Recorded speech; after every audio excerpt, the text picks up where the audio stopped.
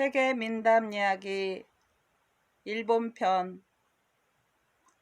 우리나라나 일본에서도 어른들이 어렸을 시절에는 대개 할아버지 할머니나 아버지 어머니에게서 이야기를 들으면서 자랐습니다. 일본의 경우에도 서양 문명이 상륙해서 근대화가 시작된과 동시에 민담이나 민화를 대신한 서양 이야기들이 많이 들어와 퍼지게 되었다고 합니다.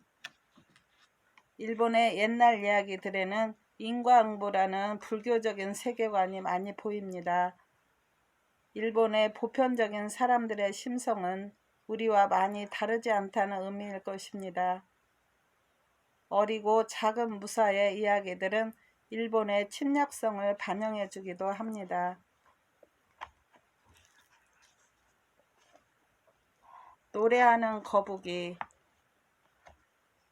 옛날 어느 곳에 형과 아우가 부모님을 모시고 함께 살고 있었습니다. 아버지가 돌아가시자 욕심쟁이인 형은 집에 있는 돈이며 가재도구 등을 모두 가지고 집을 나가버렸습니다. 효자인 동생은 혼자 집에 남아서 어머니를 모시고 살았습니다. 그러나 잘 모시려 해도 돈이 없었어요. 그래서 매일 사내가 마른 나무를 모아다가 그것을 시장에 짊어지고 가서는 장작 사세요. 장작 들여놓지 않으시겠습니까? 하며 팔러 다녔습니다. 그렇게 번 돈으로 쌀을 사고 어머니가 좋아하는 나무를 사서 생활을 했습니다. 그런데 어느 날이었어요. 가까운 곳에서 작은 거북이가 쪼르르 기어 나왔습니다. 거북이는 등껍질에서 머리를 쏙 빼고는 동생을 쳐다보았어요. 동생은 작고 귀여운 거북이구나 생각하고 그냥 싱긋 웃어주었습니다. 그러자 거북이가 사람들이 하는 말로 이야기를 걸어왔어요. 여보세요. 당신은 정말 갸륵한 사람이더군요. 그렇게 열심히 일해서 어머니께 효도를 하니 말이에요. 제가 좋은 수를 하나 가르쳐 드릴 테니 한번 해보시면 어떨까요? 동생은 거북이의 말에 깜짝 놀랐지만 좋은 수를 일러준다고 했으므로 궁금해서 거북이 머리 앞에 쭈그리고 앉아 물었습니다. 그게 뭐죠? 거북이님, 좋은 수를 가르쳐 주다뇨? 그렇죠. 많은 돈을 벌 수 있는 방법을 가르쳐 드리겠습니다. 하고 거북이가 대답했어요. 돈을 버는 방법이라. 동생이 미심쩍은 생각에 이렇게 대꾸했습니다. 예, 별것도 아닙니다. 저는 거북이지만 정말로 노래를 잘하거든요. 들어보십시오. 이제부터 노래를 할 테니까요. 거북이가 이렇게 말했어요.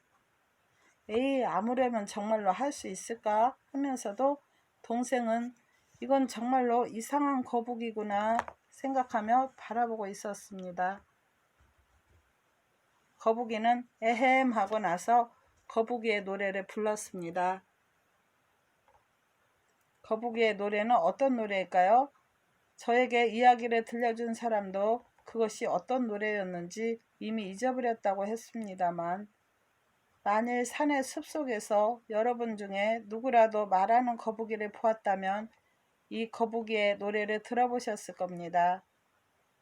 절로 어깨가 들먹거려지고 흥이 나지 않을 수 없을 만큼 좋은 노래임에 틀림없을 겁니다.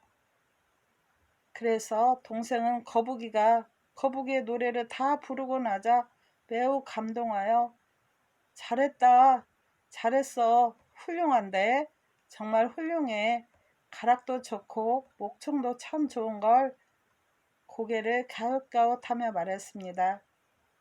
그러자 거북이는 말했어요. 자, 보셨죠? 얼마나 흥겨운 노래입니까? 그러니 저를 시장으로 데리고 가서 사람들이 많이 다니는 곳에서 지금처럼 노래를 부르게 해 보십시오. 장작을 파는 것보다는 훨씬 많은 돈을 벌 것입니다. 그러면 당신 어머니를 더 잘 모실 수 있게 될 테지요. 이 말을 듣고 동생은 기뻐했습니다. 그렇다면 한번 해볼까? 이제부터 날씨도 점점 추워지니까 어머니에게 옷도 사드려야 하고 이부자리도 만들어 드려야 하거든. 그러자 거북이는 내놓은 머리를 끄덕끄덕 하면서 말했어요. 그렇군요. 자, 그럼 곧 그렇게 하도록 하죠. 저는 다른 노래도 얼마든지 알고 있습니다. 토끼의 노래, 여우의 노래, 그리고 휘파람새나 뻐꾸기, 두견새 울음소리 흉내도 낼 수 있어요. 거북이는 호호, 뻐꾹 뻐꾹 하는 울음소리를 흉내내 보여주었습니다. 그 다음 날이 되었어요. 동생은 언제나처럼 장작을 짊어지고 시장에 팔러 나갔습니다. 그 장작 더미 위에는 어제의 그 거북이를 얹어서 데리고 갔습니다. 그리고는 장작이요, 장작 하고 외쳐서 나무찜을 얼른 팔아버리고 거북이가 일러준 대로 번화한 시장 모퉁이로 갔습니다. 그곳에서 손바닥에 거북이를 올려놓고 커다란 소리로 외쳤어요. 여러분, 잠깐 귀를 기울여 주십시오.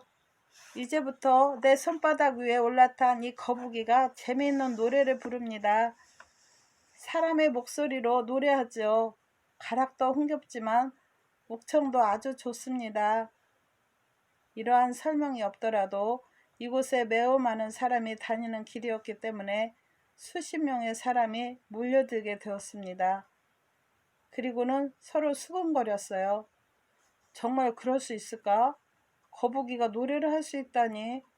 그러니 이상한 일이죠. 하지만 사람들이 궁금해하는 것을 비웃기라도 하듯이 거북이는 노래를 시작했습니다. 동생의 손바닥 위에 앉아서 커다랗게 입을 벌리고 목청껏 노래를 했습니다. 거북이의 노래, 토끼의 노래, 여우의 노래에서부터 여러 새들이나 짐승의 울음소리까지 신나게 흉내내었습니다. 이어서 어린이 울음 흉내를 낼 때는 모두가 우와 하고 크게 웃음을 터뜨렸습니다. 그래서 그것이 끝나자 사람 수가 점점 늘어나서 나중엔 수백 명이나 되는 사람들이 주위를 둘러싸게 되었습니다. 진짜 신기한 거북이로군. 정말 영리한 거북이야. 이런 거북이는 세상 어디에도 다시 없을 거야. 이렇게 말하는 사람이 하나둘이 아니었습니다. 그러더니 그중 한 사람이 돈을 몇 푼 던져주면서 자, 노래값이다 하고 말했습니다. 그러자 다른 사람들도 그래, 이렇게 신기한 거북이의 노래를 들었으니 노래값을 안 낼 수가 없겠군 하며 계속 돈을 던져주었습니다. 동생은 생각지도 못한 돈을 많이 벌게 되어서 기뻐하며 집으로 돌아왔습니다. 그리고 어머니와 둘이서 기쁨을 나누었습니다. 아니, 거북이도 함께 기뻐했겠죠. 그런데도 자주 시장에 가서 시장 모퉁이 여기저기에서 거북이에게 노래를 시켰습니다. 그때마다 많은 돈을 벌게 되니 얼마 안 가서 굉장한 부자가 되었어요. 어머니에게 맛있는 음식을 많이 해드리는 것은 물론 훌륭한 집도 짓고 아름다운 가구와 따뜻한 옷도 얼마든지 지어드렸습니다. 그런데 욕심쟁이 형은 이 사실을 알고 깜짝 놀라서 달려왔습니다. 아우야, 아우야, 너는 요즘 돈을 많이 번 것 같은데 어떻게 해서 그렇게 많은 돈을 모았지? 하고 물었어요. 그러자 동생은 정직하게 노래하는 거북이의 이야기를 자세하게 말해주었습니다. 아우야, 얼마 동안만 거북이를 내게 빌려줄 수 없겠니? 나도 너처럼 많은 돈을 벌어보고 싶구나. 이렇게 말하고 난 후에 동생의 대답도 듣지 않고 얼른 거북이를 붙잡아 들고는 도망치듯 돌아가 버렸습니다. 그리고 형은 시장으로 가서 동생이 말해준 대로 노래하는 거북이, 노래 잘하는 거북이요. 거북이에게 노래를 불러 보이도록 하겠습니다. 이렇게 말해서 사람들을 끌어모았습니다. 그리고는 자, 거북아, 노래를 불러봐라. 노래를 부르면 많은 사람들이 돈을 듬뿍 낼 테니까 이렇게 말하며 재촉을 했습니다. 그렇지만 거북이는 말 대꾸조차 하지 않았어요. 형은 안절부절 못하고 자, 노래를 해라. 어서 노래를 해. 하고 재촉을 했습니다. 그래도 거북이는 끝까지 아무 노래도 부르지 않았어요. 그러자 구경꾼들은 부하가 치밀었던지 소란스러워지면서 이 자식 엉터리 아니야? 노래도 할 줄 모르는 거북이를 갖고 와서 우리들을 속여 돈을 우려내려는 수작이라고. 정말 악독한 놈인데. 이렇게 욕들을 하면서 형을 몹시 야비하게 취급했습니다. 아무런 말도 못하고 형은 풀이 죽어 집으로 돌아왔어요. 집으로 돌아오자 형은 곧 거북이를 죽여버리고 말았습니다. 동생은 아무리 기다려도 형이 거북이를 되돌려주지 않아 어떻게 된 일인지 걱정이 되어서 찾아가 보았습니다. 이미 거북이는 죽어 있었어요. 동생은 눈물을 흘리며 슬퍼했지만 이젠 아무 소용이 없었습니다. 그래서 죽은 거북이를 가져와서 집 옆에 묻어주었습니다. 그리고 그 부근에 한 그루에 작은 나무를 심어주었어요. 그런데 그 다음 날이었습니다.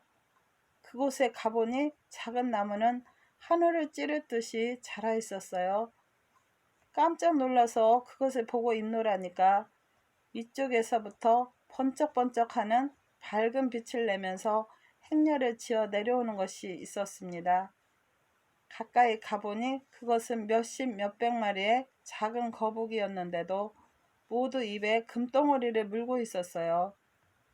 그리고 동생의 손이 닿을 만한 곳으로 맨 앞에 거북이가 기어나왔습니다.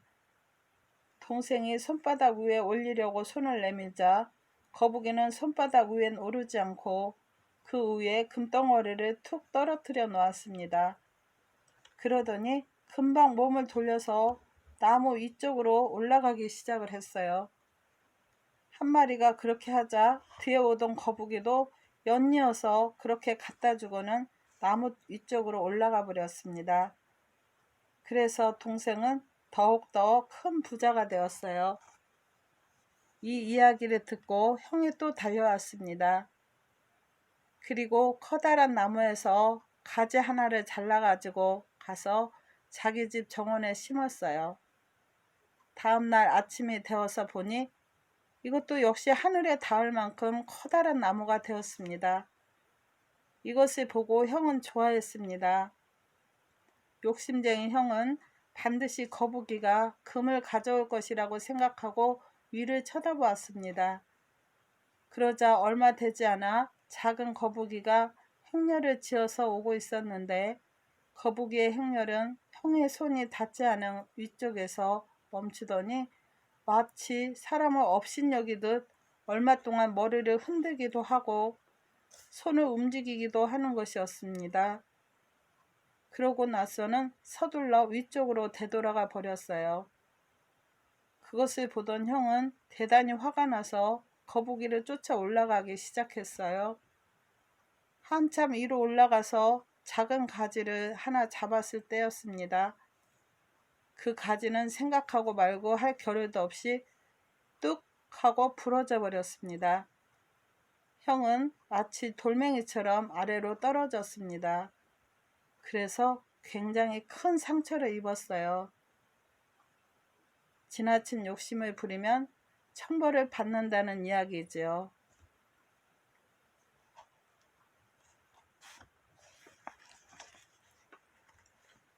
곰배씨와 오리.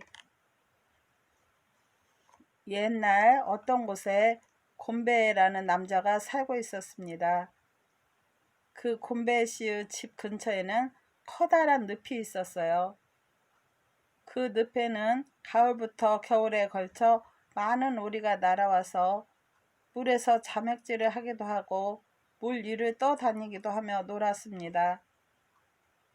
추운 겨울이 와서 늪 위에 얼음이 얼어도 오리는 그 위에서 무리를 지어 잠을 자곤 했습니다. 그래서 곤배의 씨는 올가미로 그 오리를 잡아서 생활을 하고 있었습니다.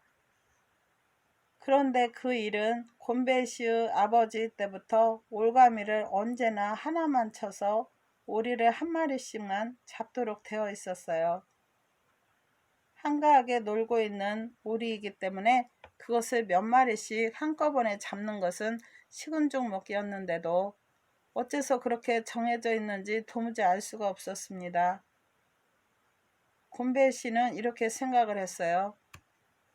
하루에 한 마리씩 잡는 것은 번거롭다. 한꺼번에 100마리를 잡고 그 후에 99일을 잡지 않는다면 마찬가지야. 그 남은 99일 동안 놀며 지낸다면 얼마나 그럴듯한 일인가.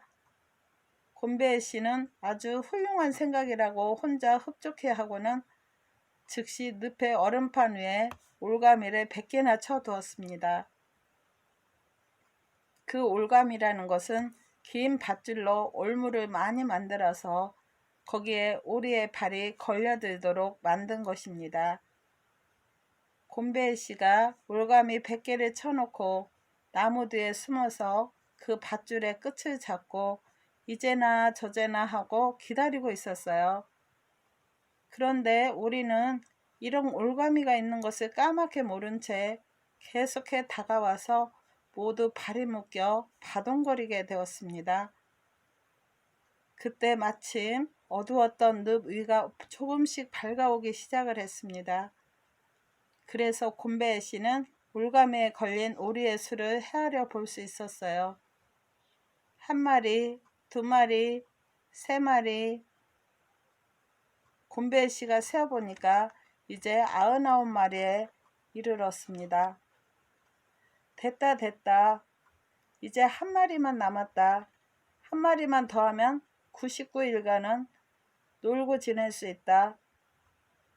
곤배 씨는 이렇게 생각하고 열심히 밧줄의 끝을 붙잡은 채 기다리고 있었어요. 그 마지막 한 마리를 어떻게 잡는다지?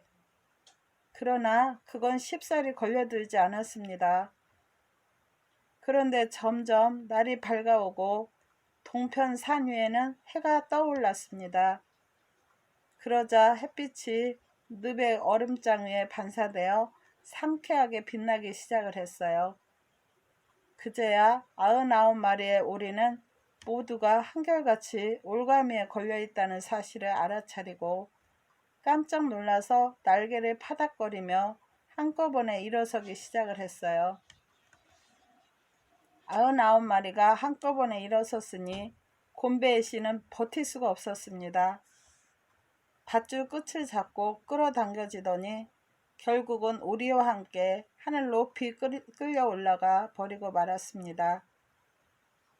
오리들은 한 덩어리가 되어서 하늘로 날아 올라가 산을 넘고 물을 지나 한 번도 본 적이 없는 낯선 마을 쪽으로 날아갔습니다. 곤배의 씨는 안절부절을 못했습니다.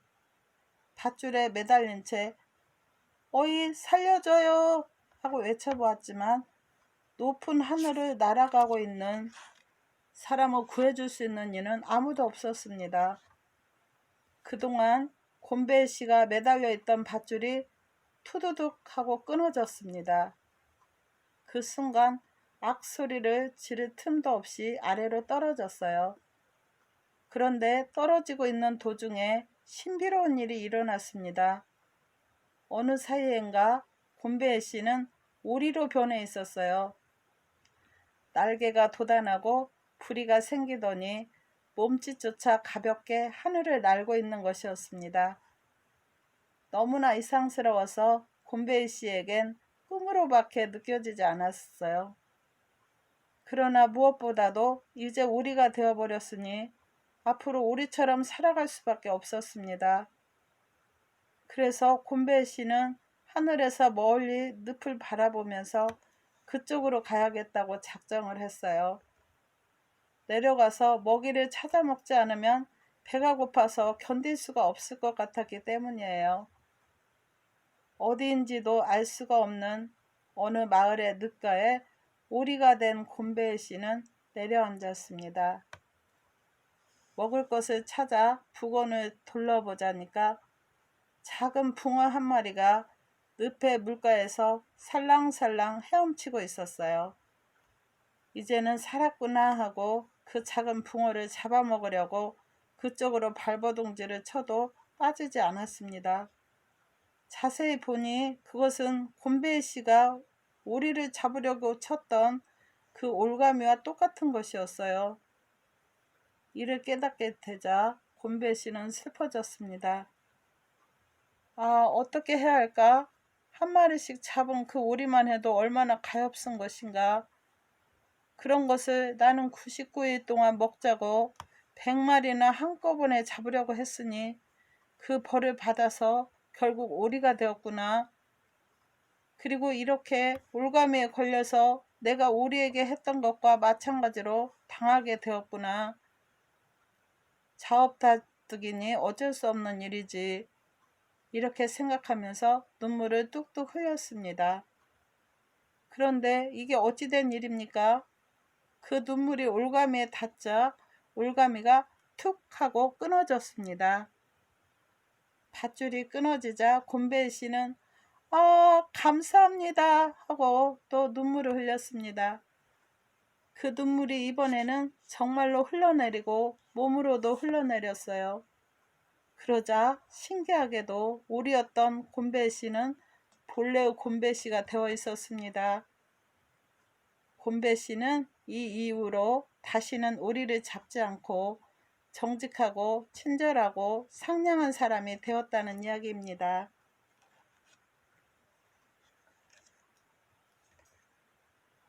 나무토막 부처님. 옛날 어떤 곳에 가난한 남자가 살았습니다. 너무 가난해서 혼자서는 살아갈 방법이 없었기 때문에 어느 부잣집에 머슴을 살고 있었어요. 그런데 이 부자의 집에는 황금으로 만든 불상이 모셔져 있었습니다. 이 가난한 남자는 태어날 때부터 불심이 깊은 사람이었기 때문에 그 금부처에게 배려하고 싶다는, 쉽게 말하면 절을 하고 싶다는 생각을 언제나 하고 있었어요. 그러나 그 금불상은 부자의 집 불단 속에 놓여서 있어서 1년이 가도 셀 수 있을 만큼밖에 절할 기회가 없었습니다.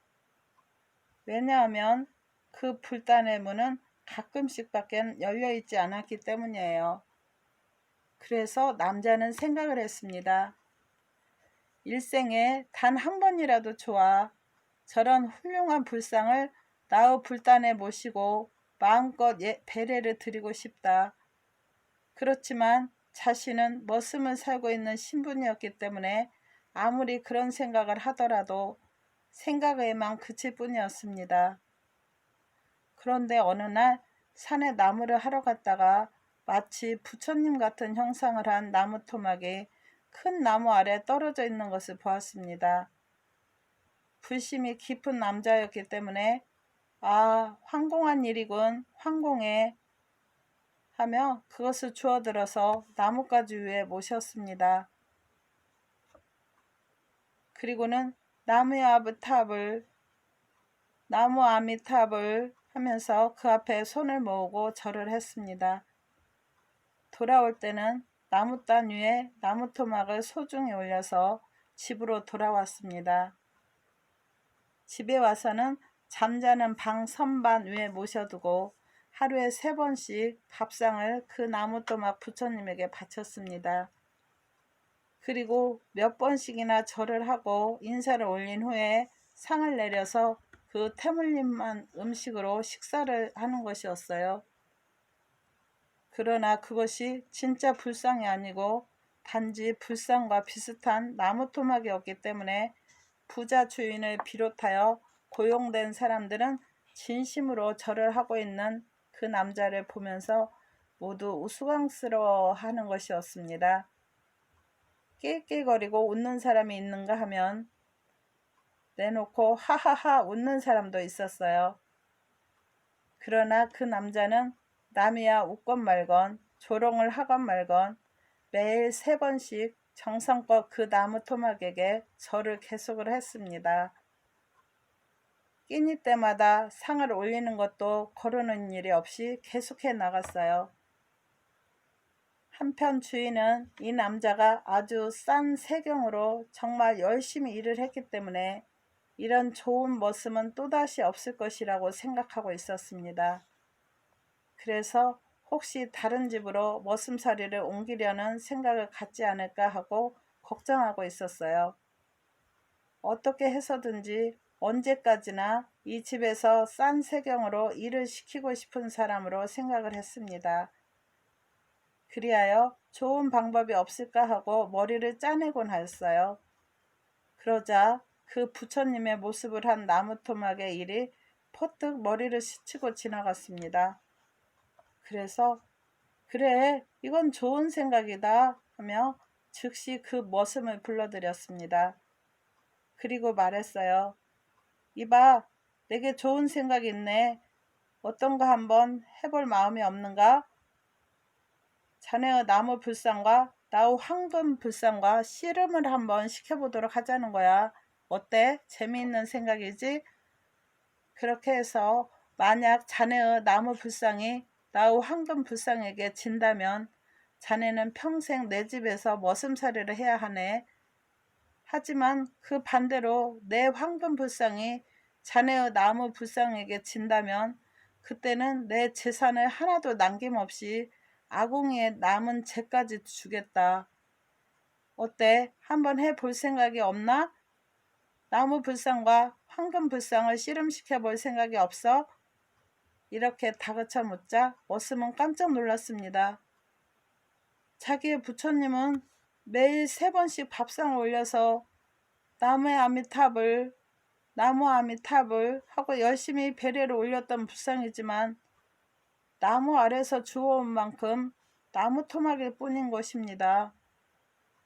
도저히 주인의 훌륭한 황금 불상과 씨름을 할 수 있을 만한 것은 아니었어요. 나무 불상이 져서 이 집에서 평생 싼 세경으로 머슴살이를 하지 않으면 안 된다는 것은 불을 보듯 뻔한 사실이었습니다. 그래서 그 남자는 꼼짝도 하지 않은 채 어떻게 이것을 거절할까 하고 생각을 했어요. 그러자 그 사이에 주인은 고용된 남녀 하인을 모두 모아 그 앞에서 말했습니다. 이제부터 재미있는 일을 너희에게 보여주려고 한다. 그건 불상의 씨름이다. 하나는 저 사람이 가지고 있는 저 나무 불상이고 또 하나는 내가 가지고 있는 이 황금 불상이다. 어느 쪽이 이길까? 모두 둘러서서 보아라. 이기는 쪽에는 커다란 상금이 걸려있다. 만약 내 황금 불상이 지면 이 집의 재산을 하나도 남김없이 나무 불상의 주인에게 줄 것이다. 그러나 황금 불상이 이기게 된다면 그때는 나무 불상의 주인이 이 집에서 일평생 목숨이 닿을 때까지 일을 해준다는 약속이다. 어때? 재미있는 구경거리지? 그럼 아까 말한 것처럼 너희들은 이 씨름대의 승부에 입회하여 증인이 되어주는 거다. 어떤가? 주인에게 이런 말을 듣자 머슴은 이제 거절할 수 없는 노릇인지라 얼굴이 창백해져서 자신의 방으로 들어갔습니다. 그리고 나무 불상에 합장을 하고 말했어요. 나무 부처님, 큰일이 났습니다. 집주인이 이러이러한 어려운 문제를 저에게 안겨주었습니다. 그러면 저는 평생을 이 집에서 일하는 수밖에 어쩔 도리가 없게 되었어요.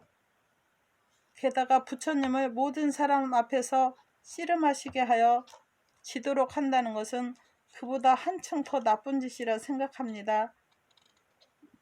이제부터 부처님을 지고 이곳을 도망치겠으니 제발 불편하시더라도 그런 뜻을 헤아려 주십시오. 이렇게 말하며 절을 했습니다. 그러니까 나무 부처님이 말했어요. 얘야, 걱정하지 마라. 머슴이 고개를 드자 그 나무 도막 부처님이 또 말했어요. 걱정 마라. 황금불상과 내가 한번 승부를 겨루어 보자. 머슴은 깜짝 놀랐습니다. 그때 밖에서는 주인이 이봐, 어째서 빨리 나무 불상을 가지고 나오지 않는 거야? 하고 부르고 있었습니다. 하는 수 없이 남자는 그렇다면 나무 부처님 아무쪼록 부탁드립니다. 이렇게 말하며 손을 모아서 다시 한번 절을 하고 주인이 있는 넓은 곳으로 불상을 가지고 갔습니다. 큰 방에는 벌써 많은 하인 남녀가 주위를 둥글게 둘러싸고 씨름이 시작되기를 기다리고 있었어요. 그 한가운데는 흙을 담아 만든 둥그런 씨름판이 있었습니다. 그리고 부자가 심판을 볼 때 사용하는 부채를 가지고 옆에 대기하고 있었어요. 그래서 그곳에 나무 불상을 내놓자 주인은 황금 불상과 나무 불상을 씨름판의 양 가장자리에 서로 마주보게 세웠습니다. 그리고 나서 황금 불상에게 부처님, 부처님, 부처님께 부탁드립니다. 여기서 이렇게 씨름을 벌이게 된 것은 이러이러한 이유가 있기 때문이에요. 져서 저에게 창피를 주지 않도록 해주십시오. 그럼 씨름의 원칙에 따라서 서로 마주보세요. 이런 말을 하면서 양 불상의 사이에 손을 내밀고 갖고 있던 부채를 쫙 하고 폈습니다. 그러자 이것이 어떻게 된 일일까요? 두 개의 불상이 흔들흔들하며 움직이더니 서로를 향하여 조금씩 접근해 가는 것이었습니다.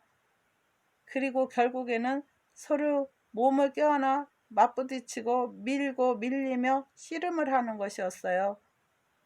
이것을 본 사람들은 모두 잠깐 놀랐지만 이어서 일시에 함성은 질러댔습니다.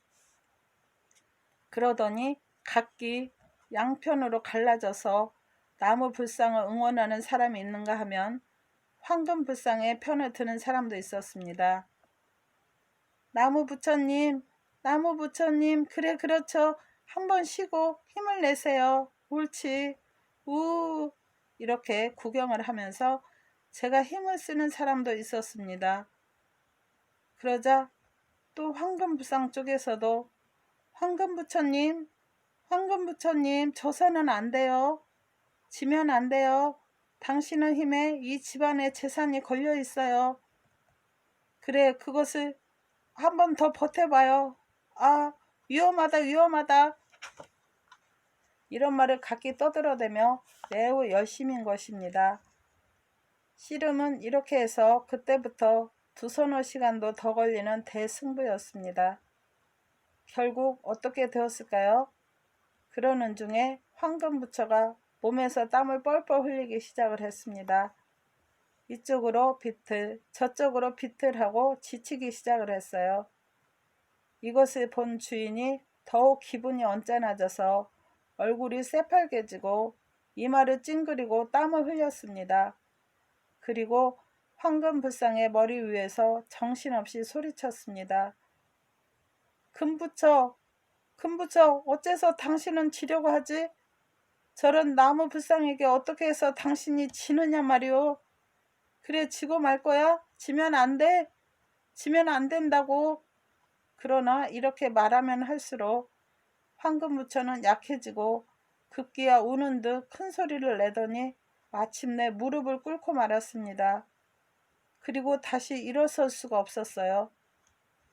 그렇지만 나무부처는 황금부처를 안아 일으켜서 집 바깥으로 끌고 나갔습니다. 그러고 나서 자신은 여태까지 황금불상이 있던 불당의 단 위에 올라가서 그곳에 단정하게 앉았습니다. 그 자태는 어떠한 일이 있더라도 이제 이 어르신네는 이곳에서 움직이지 않는다 하는 것처럼 보였어요. 이것을 보고 있던 머슴을 비롯하여 그 외에 다른 하인들 모두가 그곳에 넙죽 몸을 엎드려 나무 아미탑을 간세음보살하고 두 손을 모아 절을 올렸습니다. 주인은 이렇게 되자 금방이라도 울어버릴 만큼 낙담하였지만 약속을 했기 때문에 하는 수 없었습니다.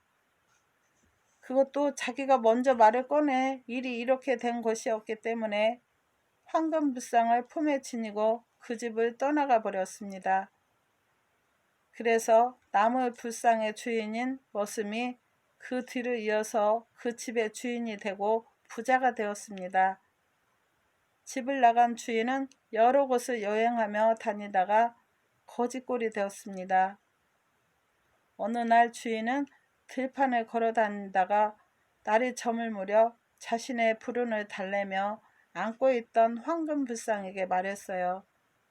부처님, 부처님, 어찌하여 그런 나무 부처에게 지셨습니까? 당신이 패기가 없었기 때문에 우리들은 이런 고통과 모욕을 받게 되었습니다. 그러자 황금부처가 말했어요. 주인, 그런 일을 가지고 이제 와서 새삼스럽게 한탄할 건 없어.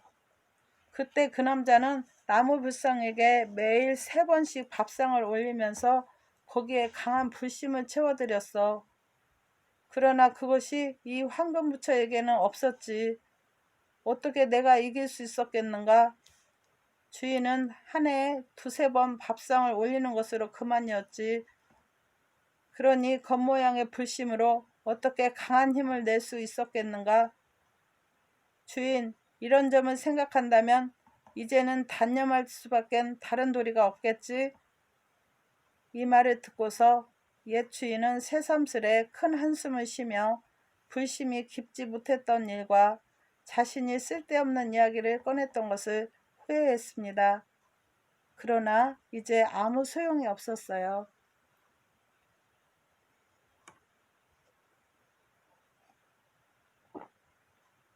기무토의 이야기. 어느 날 매실장아찌를 담을 단지를 사려고 기초무는 그릇 가게로 갔습니다. 안녕하세요. 단지를 하나 주세요. 매실장아찌를 담을 수 있는 단지요. 기초무가 이렇게 말했는데도 그릇 가게의 아주머니는 기초무를 거들떠보지도 않았습니다. 책을 열심히 읽으면서 거기 진열되어 있으니까 골라보세요. 이렇게 말할 뿐이었어요. 기초무가 그 가게를 둘러보니 정말 많은 단지들이 진열되어 있었습니다. 그런데 단지들은 모두 주둥이를 아래로 해서 엎어져 있었어요. 기초무가 이상스럽다는 표정을 지으며 물었습니다. 아주머니, 이것들은 모두 주둥이가 없는 단지들인가요? 그래도 아주머니는 여전히 책을 읽으면서 거꾸로 뒤집어 보세요 하고 말하는 것이었습니다. 기초무는 단지를 뒤집어 보고 이번에는 더욱 놀랐습니다. 웬일이죠? 이 항아리는 밑바닥에 뚫려 있잖아요. 화재. 어느 날 밤이었습니다. 기초무가 소변을 보려고 일어나 문을 열어보니 마을에 불이 났습니다. 하지만 불이 난 것을 아직 아무도 모르고 있는 것 같았어요. 그래서 이장님에게 빨리 알려드려야겠다고 생각을 했습니다. 그러나 기초무는 다시 생각했어요. 이런 때일수록 침착하지 않으면 안 된다. 그래서 우선 가마솥에 불을 지피고 물을 끓였습니다. 그리고 면도칼을 갈아서 수염을 깎았습니다. 아무래도 이장님께 가려면 말쑥하게 해야 되겠기 때문이에요. 그런 다음 옷장에서 부모님께 물려받은 예복을 꺼내 입고 그 위에 두루마기도 걸쳤습니다. 오른손에는 부채까지 들고 혼인잔치에나 가는 것 같은 차림으로 이장님 집으로 갔습니다. 현관 밖에서 에헴 하고 기침을 한 뒤 조용하게 말했어요. 한밤이었기 때문에 이장님네 식구들은 모두 깊은 잠에 빠져 있었습니다. 게다가 너무 작은 목소리로 말했기 때문에 아무도 잠에서 깨어나지 않았어요. 실례합니다. 이장님, 지금 마을에 불이 났습니다. 기초문은 이번에도 나지막하게 말했어요. 몇 분이나 흘렀을까? 아마 20-30분은 지났을 겁니다. 그제야 이장님 부인이 잠을 깼습니다. 현관 밖에서 무슨 소리가 나는 것 같아 잘 들어보니까 불이 났다는 것 같았습니다. 이거 참 큰일 났구나. 이렇게 되자 크게 놀란 이장님은 불이 난 곳으로 불이 나게 달려갔습니다. 그러나 이미 불은 다 타버린 뒤였어요. 이장님은 고을 원님에게 호되게 야단을 맞았습니다. 그렇게 된 것은 모두 기초무가 불이 난 것을 너무 늦게 알렸기 때문이에요. 그래서 이장님은 기초무를 불러 꾸짖었습니다. 기초무, 불이 났을 때는 그렇게 조용히 깨우는 것이 아니에요. 빨리 달려와서 현관문에서든 마루에서든 마구 두드리며 불이야, 불이야 하고 큰 소리로 외치시오. 알았어요?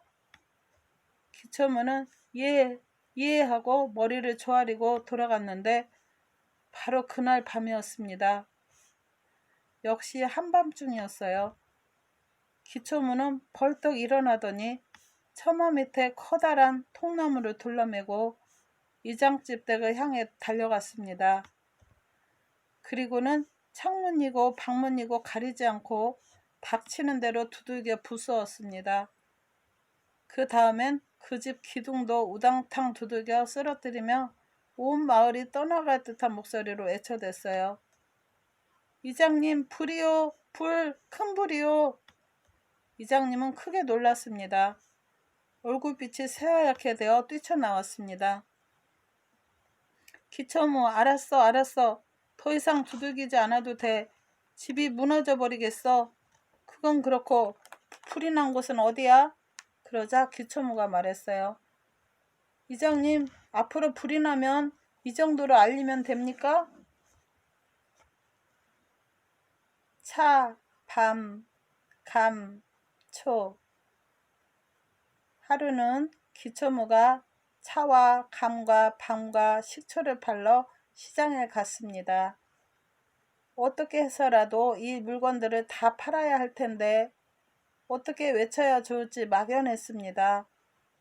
그래서 차밤, 감초, 초밤, 감차 이렇게 외치면서 다녔습니다.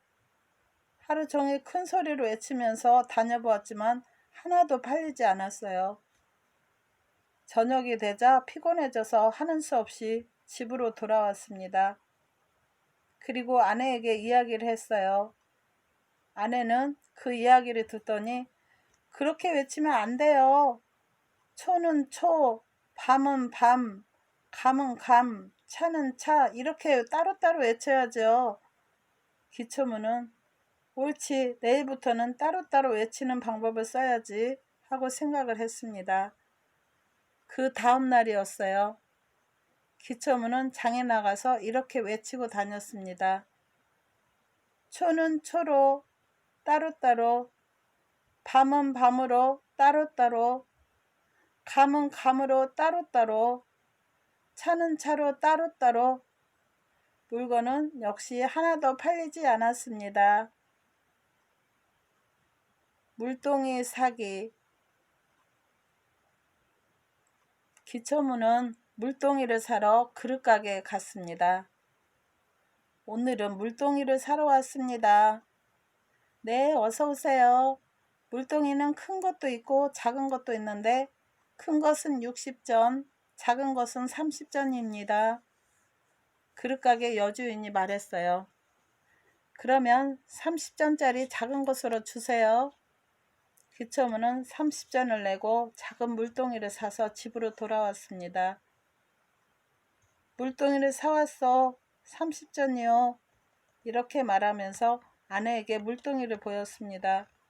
그러자 아내는 이것은 너무 작아요.